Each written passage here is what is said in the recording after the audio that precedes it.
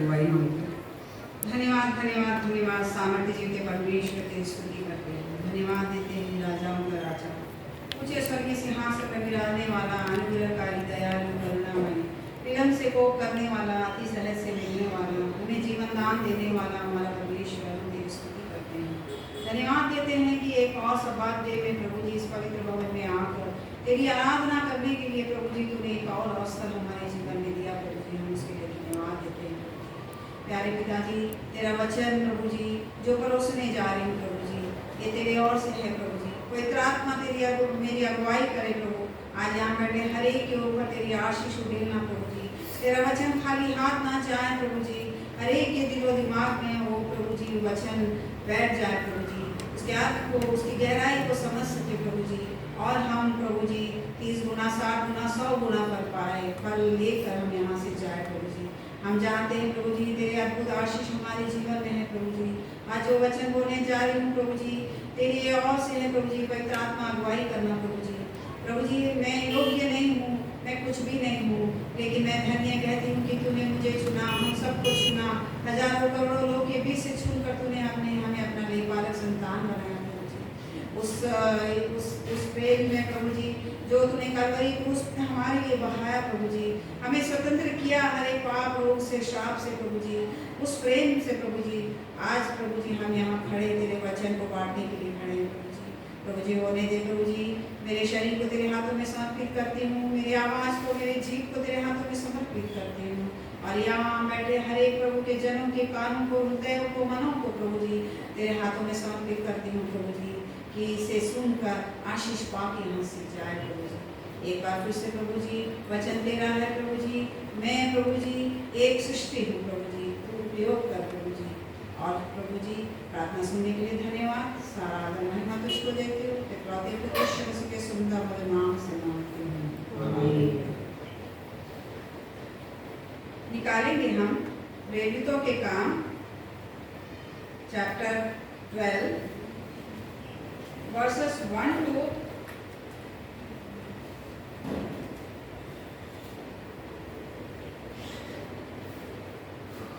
18 तक, 17 तक पढ़िए। उस समय हेरोदेस राजा ने फरीसियों के कई बच्चों को करवाने के लिए उस पर मार डाली। उसने यूहन्ना के भाई याकूब को तलवार से दौड़ डाला। जब उसने देखा कि यहूदी लोग इससे आनंदित होते हैं, तो उसने पतरस को भी पकड़ लिया। वे दिन अख़मीरी रोटी के दिन थे। उसने उसे पकड़ के बंदीगृह में डाला और 4 सिपाहियों के 4 पैरों में रखा। इस विचार से कि फसह के बाद उसे लोगों के सामने लाए।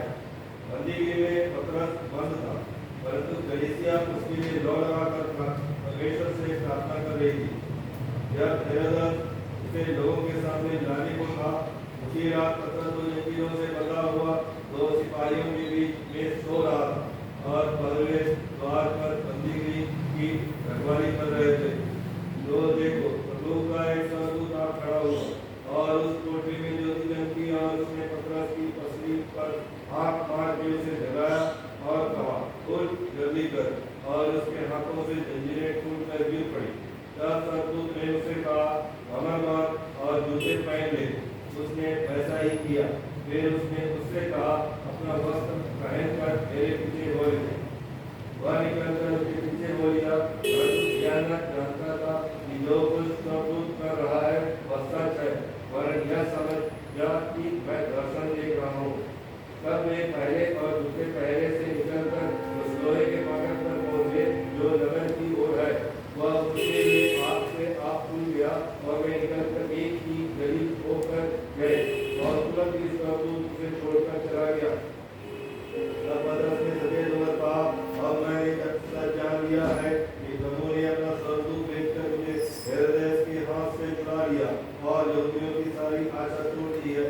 यह जानकर वह उस यूहन्ना की माता मरियम के घर में आया जो मरकुस कहलाता है। वहाँ बहुत से लोग इकट्ठे होकर प्रार्थना कर रहे थे।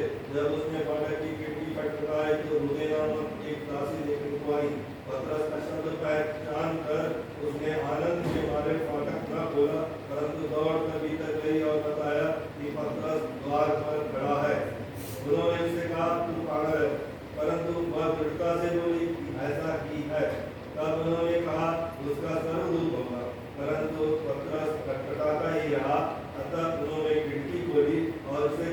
चकित रह गए। तब उसने उन्हें हाथ से संकेत किया कि चुप रहे और उनको बताया कि प्रभु किस रीति से उसे बंदीगृह से निकाल लाया है।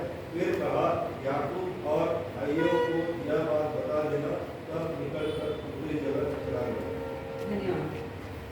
ये वचन मैं पूरा इसीलिए पढ़ने लगी हूँ कारण कि इसमें एक भी वचन ऐसा नहीं है कि हम उसको नज़रअंदाज कर सकते हैं। यहाँ पर हम देखते हैं कि याकूब को हेरोद राजा ने सिर कटवा कर मार डालते हैं और यहाँ पर हेरोद देखता है कि लोग खुश हुए, लोग प्रसन्न हुए, तो उसने क्या किया, पतरस को भी पकड़ लेता है, बंदीगृह में डालता है। उस टाइम अख़मीरी पर्व का दिन था और हेरोद जानता था, राजा हेरोदा जानता था कि मैं पर्व के समय बहुत लोग आते हैं, बहुत भीड़ रहती है, उनके बीच में मैं यहाँ पर पतरस को भी मार डालूंगा, इससे कि प्रजा खुश हो जाएंगे मेरे कामों से करके, ऐसे सोच के उसने उसको बंदीगृह में डाल दिया। यहाँ पर मैं बताना चाहती हूँ कि किस प्रकार मिरेकल परमेश्वर ने पतरस को प्रिजन में करवाया दिया, वो मैं उसके बारे में बताना चाहती हूँ। यहाँ पर देखो, पतरस को रखवाली के लिए 4 सिपाहियों के 4 पहरे में रखा गया। पतरस को 4 सिपाहियों के 4 पहरे में रखा गया, 4 शिफ्ट में, मतलब 16 सोल्जर्स उनकी रखवाली के लिए उसे रखा गया।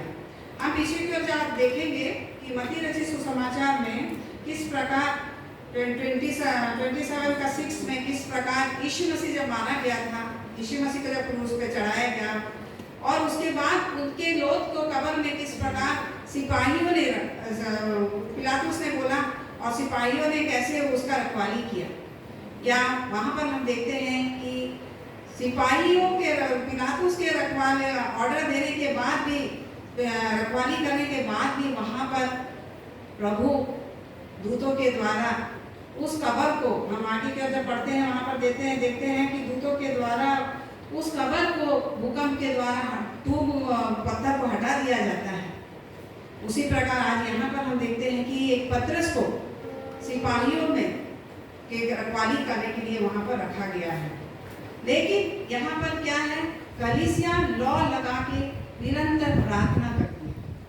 एक नई निकेले कलीसिया मंडली निरंतर लौ लगा के प्रार्थना कर रही है। वचन 5 में हम देखते हैं कि सो बंदीगृह में पतरस की रखवाली हो रही थी, परंतु कलीसिया उसके लिए लौ लगाकर प्रार्थना, परमेश्वर से प्रार्थना कर रही थी। हम देखते हैं 1 थिस्सलुनीके 5 का 16 से 18। 1 थिस्सलुनीके 5 का 16 से 18। कोई भी एक जन मिलेंगे तो पढ़ लीजिए। 5 का 16 से 18 प्रार्थना के विषय में किस प्रकार हमको प्रार्थना करना है। जब तक प्रार्थना में लगे रहो, हर बात में धन्यवाद करो, क्योंकि तुम्हारे लिए मसीह यीशु में परमेश्वर की यही इच्छा है। ये देखो, परमेश्वर की यही इच्छा है कि हमको निरंतर प्रार्थना में लगे रहना है। यहाँ पर हम सोचेंगे क्यों पतरस जब जेल में था फिर तो प्रार्थना क्यों हुआ, जेम्स के टाइम, याकूब के टाइम पर क्यों नहीं प्रार्थना हुआ। देखो, याकूब के टाइम में हो सकता है, मेरा एक विश्वास है कि कलीसिया को पूरे विश्वास था, क्योंकि यीशु मसीह का प्रचार हो रहा है, यीशु मसीह के बारे में बात हो रहा है, तो जरूर यीशु मसीह वहाँ पर याकूब को बचाया जाएगा। लेकिन यहाँ परमेश्वर की योजना अलग होती है, हमारा सोच अलग होती है। परमेश्वर चाहता है यीशु मसीह मसीह वो वहाँ पर उसका काम वहाँ तक था, याकूब का वहाँ तक था, हो गया। लेकिन यहाँ पर जब इसने देखा, मंडली ने देखा कि नहीं, प्रार्थना की बहुत जरूरत है, प्रार्थना के बिना कार्य कुछ नहीं होगा, तो प्रार्थना वहाँ पर मंडलियों ने बड़े जोर शोर से किया। मत्ती रचित सुसमाचार 18 का 19 से 20 हम पढ़ेंगे कि वहाँ पर लिखा है कि जो मत्ती रचित 18 से 19, 18 का मत्ती रचित सुसमाचार 18 का 19 और 20। फिर मैं तुमसे कहता हूँ, यदि तुम में से 2 जन पृथ्वी पर किसी बात के लिए एक मन होकर उससे मांगे, तो वह मेरे पिता की ओर से जो स्वर्ग में है उसके लिए हो जाएगा। क्योंकि जहाँ 2 या 3 मेरे नाम पर इकट्ठा होते हैं, वहाँ मैं भी उनके बीच में होता हूँ।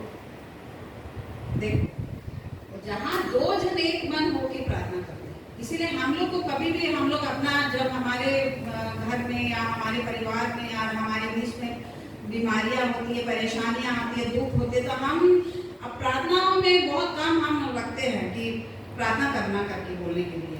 तो हम सोचते हैं कि हमारा प्रार्थना काफ़ी है, लेकिन यहाँ वचन कहता है 2 जन एक मन होकर जब प्रार्थना करते हैं, सारी मंडली जब प्रार्थना करते हैं, परमेश्वर वहाँ पर सुनता है। परमेश्वर वहाँ पर बोलते हैं जो स्वर्ग का पिता है वहाँ स्वर्ग से पृथ्वी पर पूरी करती है। तो यहाँ पर हमको प्रार्थना पर मंडली में कलीसियाओं में निरंतर हमारे जीवन हमारे बीच में किसी के लिए भी है, हमको निरंतर प्रार्थना करना और हमको भी बोलना चाहिए कि उनके लिए प्रार्थना करें या हमारे लिए प्रार्थना करें, हमारे परिवार के लिए प्रार्थना करें। हमको प्रार्थना करने के लिए हमको बोलना चाहिए। इसलिए हम हमेशा हम देखते हैं कि आराधना वगैरह में मध्यस्थता में हम लोग नाम देते हैं। क्यों देते हैं नाम? क्योंकि हमको विश्वास है कि सब मिलकर प्रार्थना करेंगे तो हमारे घर में, हमारे ऊपर में, हमारे परिवार में चंगाई मिलेगी। ये विश्वास होना चाहिए हमें। तो हमारे और हम प्रार्थना दिल से विश्वास से प्रार्थना करें। यहाँ पर मंडली वाले लौ लगाकर प्रार्थना कर रहे हैं और यहाँ पर देखें कि पतरस बड़े आराम से सो रहा था। उसको जब हेरोदेस के सामने लाने का था तो उसी रात पतरस 2 जंजीरों से बंधा हुआ 2 सिपाहियों के बीच में सो रहा था। ऐसा कभी हो सकता है हमारे जीवन में? हमको मालूम है, पतरस को मालूम है कल उसका एक दिन के बाद एक रात के बाद उसका मृत्यु है और वो आराम से सो रहा है। क्या हम लोगों को अगर हमारा मृत्यु के बारे में पता चलेगा या हमारे सामने कुछ आ रहा है, या बच्चे लोगों में कल को एग्जाम है, कोई बच्चा सो पाता है? नहीं पाते हैं, क्योंकि एक डर है, एक ये है कि कल क्या होने वाला है। यहाँ पर पतरस का मृत्यु निश्चित है और वो आराम से सो रहा है, वो भी 2 जंजीरों में बंधा हुआ।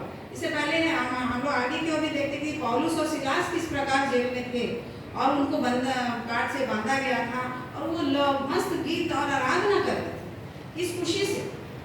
आइए हम लूका का अध्याय 12 पढ़ते हैं, 12 का 22 और से 23 तक। लूका का अध्याय 12 का 22 से 23 तक।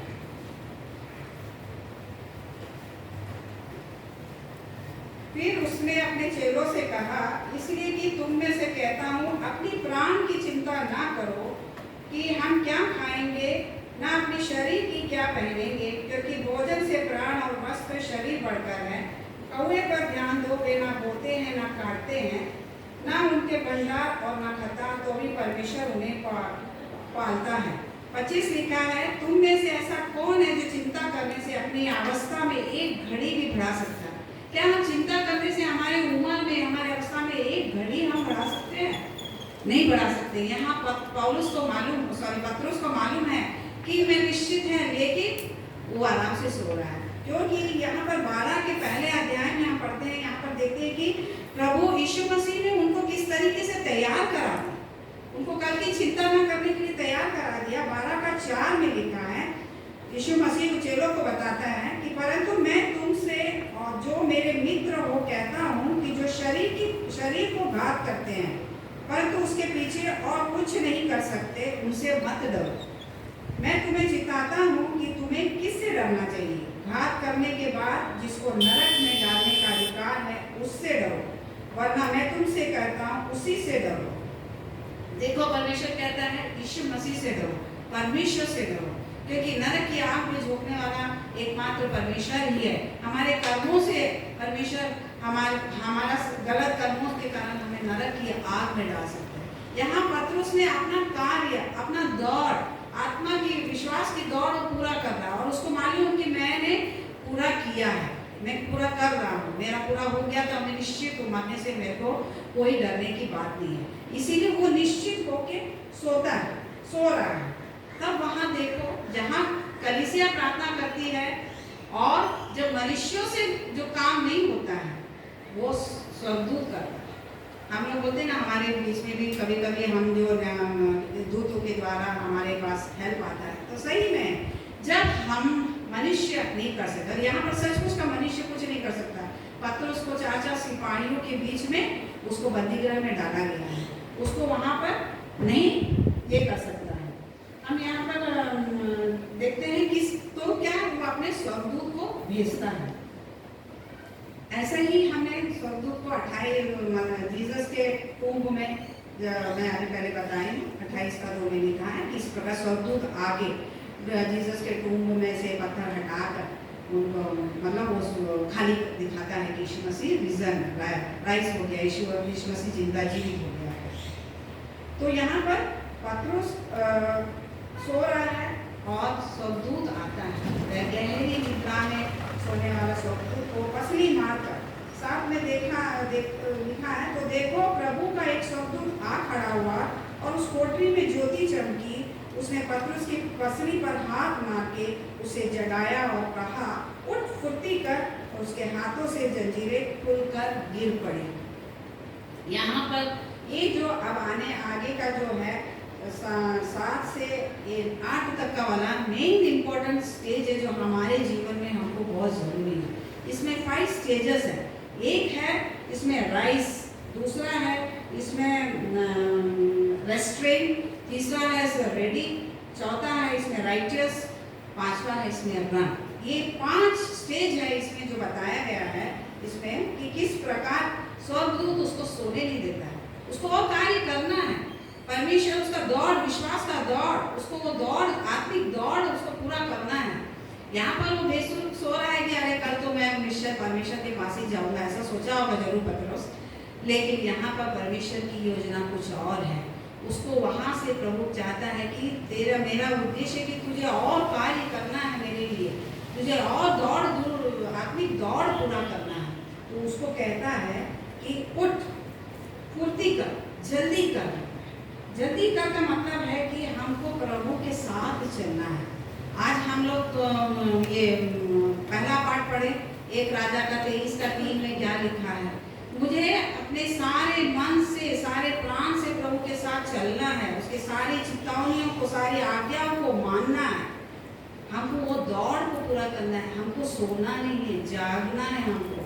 परमेश्वर कहता है ना, मैं कभी भी आ सकता हूँ, जागते रहो भी लिखा है। यीशु मसीह कहता है मैं कभी भी आ सकता हूँ बादलों में, तुम जागते रहो। तो हम लोगों को जिस प्रकार पतरस को स्वर्गदूत उठाता है, उसी प्रकार हमको भी प्रभु से तय करना चाहिए कि प्रभु मुझे स्वर्गदूत के द्वारा उठा कि मैं तेरी महिमा करूँ, तेरी स्तुति करूँ और तेरे आराधना में मैं बैठे रहूँ। लेकिन नींद एक ऐसी चीज़ है कि हमें सही में आलस कर देता है। तो यहाँ पर प्रभु कहता है कि उठ, फुर्ती कर, और बोलता है और फुर्ती का 8 में लिखा है, जब स्वर्गदूत ने उससे कहा कमर बांध। कमर बांधना कहने के मतलब हमारे सारे वर्ल्डली मटेरियल से हमको दूर होना है और आत्मिकता को हमको गठरी बांधना है। एफिसिया 6 का हम 27, एक बार एफिसिया 6 का हम पढ़ते हैं। एफिसिया 6 का आत्मिक युद्ध के बारे में 6 का 22 है शायद।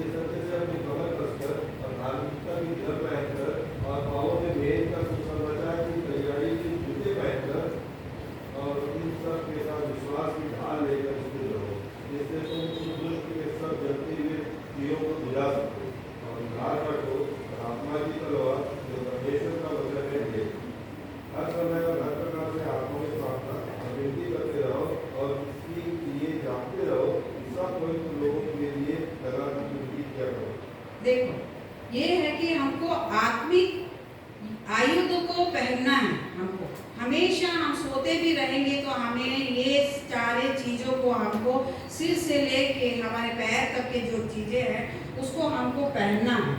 हमको तैयार होना है कि हमको जाने के लिए हम तैयार रहें। तो हम यहाँ पर ये लिखा है कि कमर बांध और अपने जूते पहन। सुसमाचार के जूते हमारे जीवन में हमेशा बना रहना है, हमको रेडी होना है, रेडी टू गो। हम बच्चे लोग तो बोलते हैं ना, जूता पहन हमको जाना है, जूता पहन हमको चलना है, जाना है बाहर, तो बच्चे जल्दी से जूता पहनते हैं। हमारे जीवन में भी हमको सुसमाचार का जूता हमेशा हमारे साथ बने रहना है और हमको उसको लेके आगे चलना है। और फिर उसमें आगे क्या, उसने वैसा ही किया। फिर उसने उससे कहा, अपना वस्त्र पहनकर मेरे पीछे हो ले। ये वस्त्र क्या है? हम आज देखते हैं, यहाँ पर पढ़ते हैं वस्त्र को, गैलेशियस 3:27 वस्त्र का, गैलेशियस 3:27। और में से जिन्होंने मसीह में बपतिस्मा लिया है उन्होंने मसीह को पहन लिया। मसीह को पहन लेना है, हमको मसीह को पहन लेना है। तो वो हमारा वस्त्र है। मसीह को जब तक हम नहीं पहनेंगे, वो हम कोई वस्त्र नहीं पहनेंगे। सोच लो, मसीह को अपने ऊपर पहन लेना है। कोलोसियों 3:12 भी पढ़ लीजिए। कोलोसियों 3:12, किस प्रकार हम मसीह को पहन सकते हैं? कोलोसियों 3:12। और उसी के साथ बपतिस्मा में गाड़े गए और उसी में परमेश्वर के सामर्थ पर विश्वास करके जिसने उसको मरे हुओं में से दिलाया, उसके साथ जी भी उठे।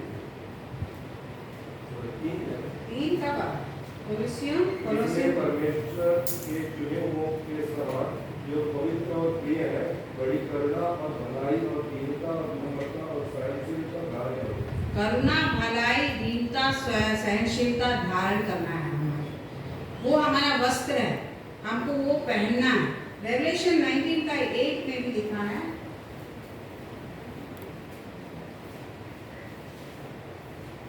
रेवलेशन 19:8 में लिखा है, मैंने स्वर्ग में मानो बड़ी भीड़ तो मुझे सबसे ज्यादा देखा।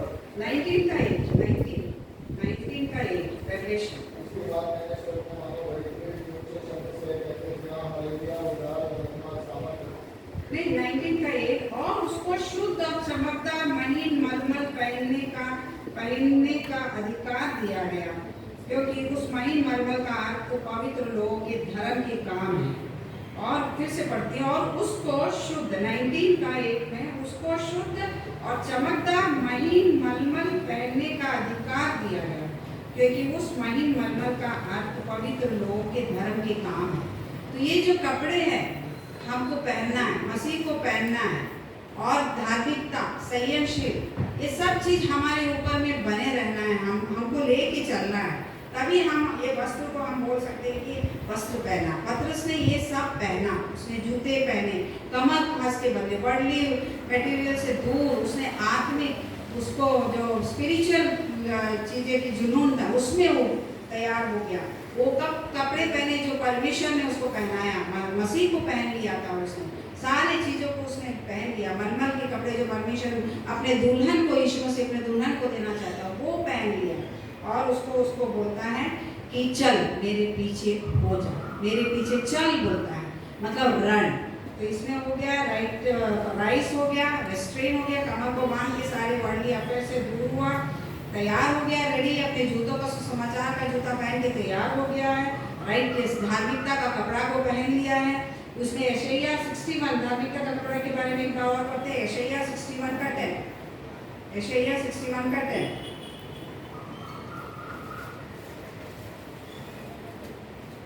मैं यहोवा के कारण अपने आनंदित होऊंगा, मेरा प्राण परमेश्वर के कारण मगन रहेगा, क्योंकि उसने मुझे उद्धार के वस्त्र पहनाए और धर्म की चप्पल से ऐसे उड़ा दी है जैसे दुल्हा फूलों की माला से अपने आप को सजाता और दुल्हन अपने पैरों से अपना श्रृंगार करती है। देखो, मैं यहोवा के कारण अति आनंदित होऊंगा, मेरा प्राण परमेश्वर के कारण मग्न रहेगा, क्योंकि उसने उद्धार के वस्त्र मुझे पहना दिया। हमें भी हमेशा ये बोलना है कि मुझे भी उद्धार का वस्त्र पहना दिया, मैं अति आनंदित हूँ। हमें उसी जुनून में रहना है कि हमें हमारी आत्मिक दौड़ पूरी करना है, ना कि हमको सांसारिक दौड़ को पूरा करना है। हम यहाँ पर देखते हैं कि ये यहाँ से लेके स्वर्गदूत उनको लेके चलता है, तो दो ऑब्स्ट्रक्शंस उनके सामने आता है। पहला और दूसरे पैर से निकलकर स्वर्गदूत पतरस को पहला और 10 में लिखा है, पहले और दूसरे पैर से निकलकर उसे लोहे के फाटक तक पहुंचाता है। हम यहाँ पर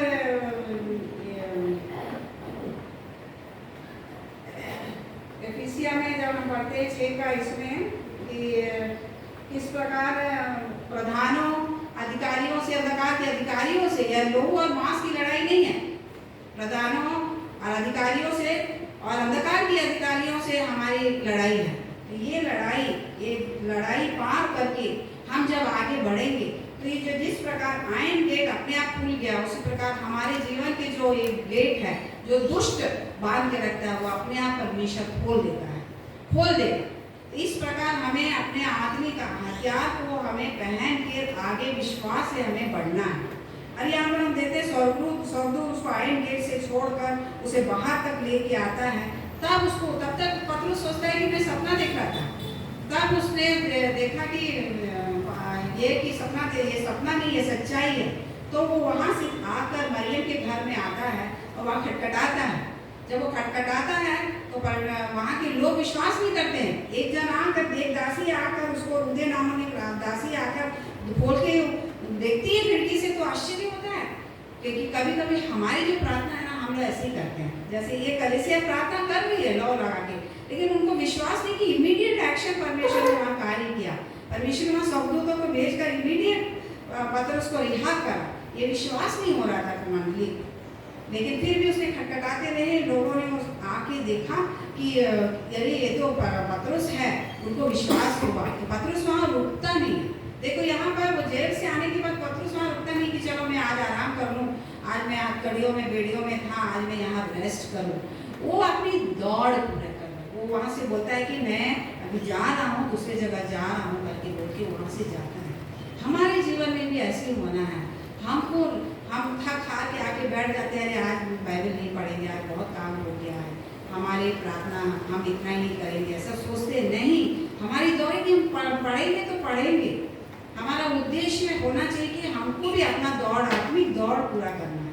आज अक्सर मैं देखती हूँ कि बुजुर्ग लोग कहते हैं कि एक एज के बाद 60-65 ईयर्स के बाद लोग जब देखते हैं कि बेटा बेटी के शादी हो गई, बेटा बेटी को नौकरी मिल जाता है, बेटा बेटी को शादी हो जाता है और उसके बाद नाती पोते हो जाते हैं, उसके बाद उनके जीवन में अगर बीमारियां आती है, परेशानियां आती है, तो क्या बोलते हैं कि अब तो मैंने पूरा जिंदगी जी लिया है, मैंने बहुत आराम से जी लिया है, अब मेरे को मरने से डर नहीं है, मेरे को प्रभु उठा लेगा तो भी मेरे को डर नहीं है। क्या हमारा दौड़ आत्मिक दौड़ है कि सांसारिक दौड़ था? आज तक हमने सांसारिक दौड़ पूरा किया, क्या हमने आत्मिक दौड़ पूरा किया है? अपने आप को पूछो, अपने आप को हमको देखना है। हम लोग सोचते हैं कि सब कुछ, मैं अक्सर लोगों के मुंह से सुनती आ रही, मेरे को अब नाती पोता भी देखना, फिर मैं आराम से मरूंगी। मेरे मन में ऐसा है कि क्या यही है? हम संसारिक दौड़ के लिए जी रहे हैं इस धरती पे? परमेश्वर ने इस धरती पर हमको संसारिक दौड़ के लिए रखा है क्या? उसकी योजना अलग है। प्रभु कहते हैं कल की चिंता मत कर, तू परमेश्वर के राज्य की खोज करके लिखा है, परमेश्वर के राज्य की खोज करके लिखा है। और हम आमोस में भी पढ़ते हैं 5वां अध्याय में देखोगे तो वहाँ पढ़ेंगे कि तुम परमेश्वर की खोज करो तो तुम जीवित रहोगे। परमेश्वर की खोज करना है। आमोस का 5 का देखेंगे, मेरे को ये नहीं आ रहा है कौन सा ये है, उसमें लिखा है आमोस 5 का कि परमेश्वर की खोज करो तुम जीवित रहोगे।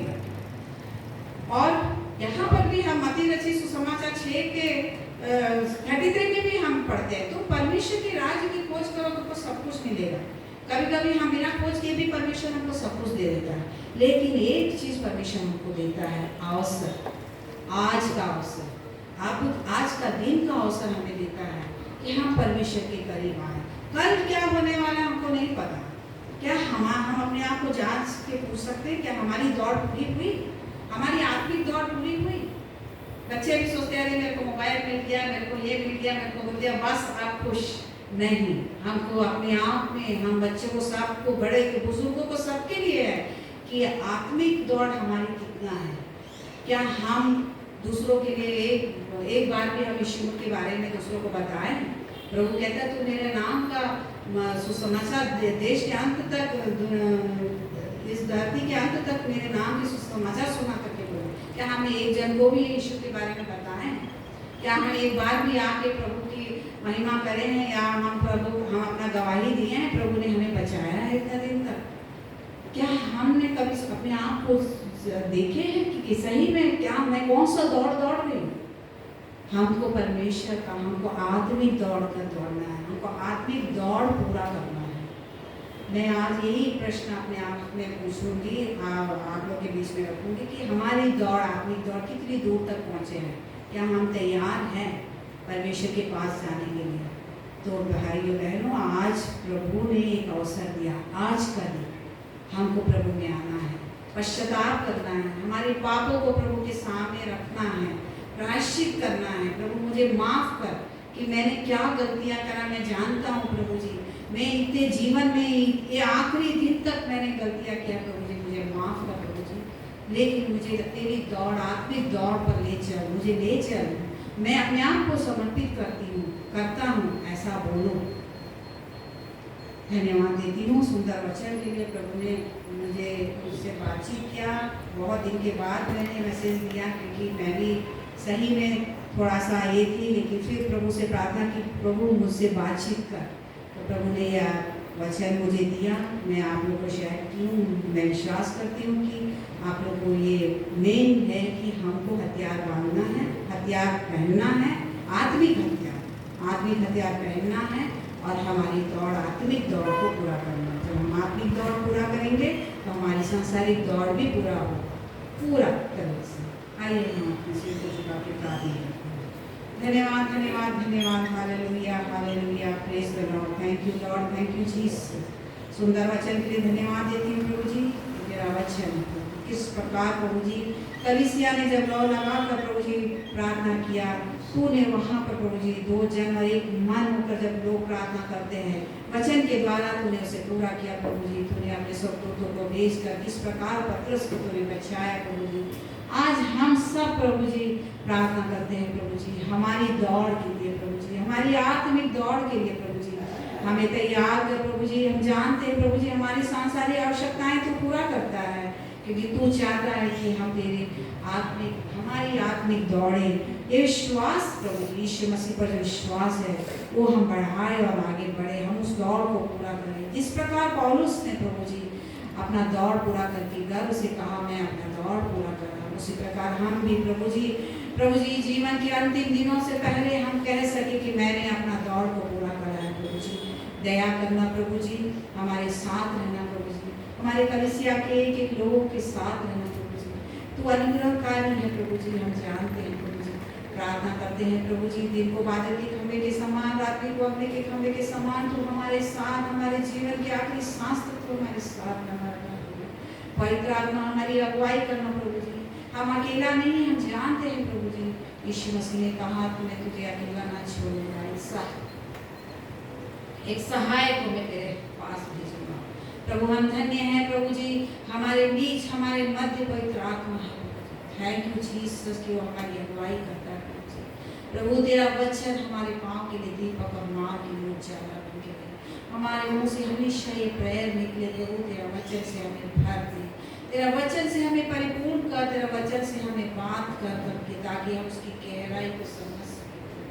नामधरा ईसाई बनकर नहीं, और नामधरा ईसाई बनकर हम ना कहे कि हम विश्वास करते हैं, हम अंदर ही अंदर विश्वास करते हैं, हमको दूसरों को दिखाना नहीं है, दूसरों को बोलना नहीं है, लेकिन ऐसा नहीं प्रभु ने कहा।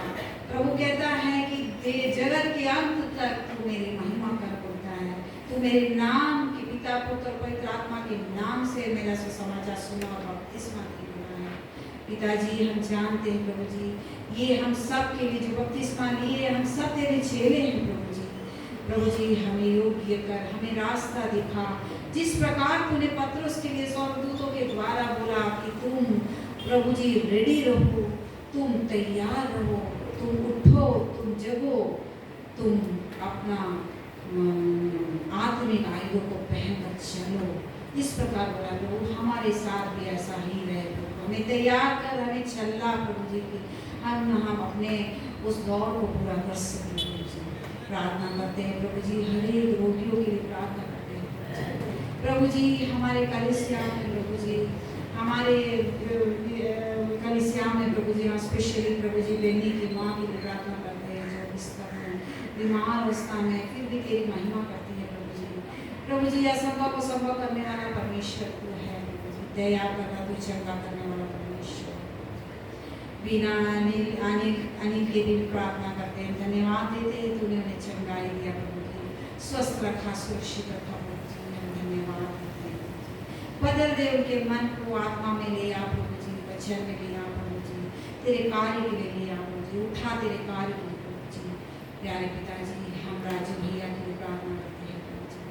प्रभु जी, असंभव को संभव करने वाला परमेश्वर तू है प्रभु जी। प्रभु जी, चंगा करने वाला परमेश्वर तू है, सृष्टिकर्ता तू है, हमारे शरीर के एक एक अंग को जानने वाला परमेश्वर है प्रभु जी। दया कर प्रभु जी, हर एक अंग में तेरा लहू का लेप लगाती हूँ प्रभु जी। यीशु के नाम से तेरे लहू का लेप उस राजू भैया के शरीर के एक एक अंग में प्रभु जी, अनिल के शरीर के एक एक अंग में, बेनी के मदर के शरीर के एक एक अंग में लगाती हूँ प्रभु जी। यीशु के नाम से प्रभु जी, धो दे हर एक बीमारियों को प्रभु जी, चंगा कर प्रभु जी, हर एक बीमारियों को दूर करके उन्हें खड़ा कर तेरी गवाही के लिए, तेरे नाम की महिमा के लिए। तू कर सकता प्रभु, असंभव को संभव करने वाला परमेश्वर। विश्वास में बढ़ा प्रभु जी, उनके परिवार को विश्वास में बढ़ा प्रभु जी, नाम धरा ईसाई नहीं, विश्वास में बढ़ते जाओ, तेरे नाम की महिमा करो प्रभु जी।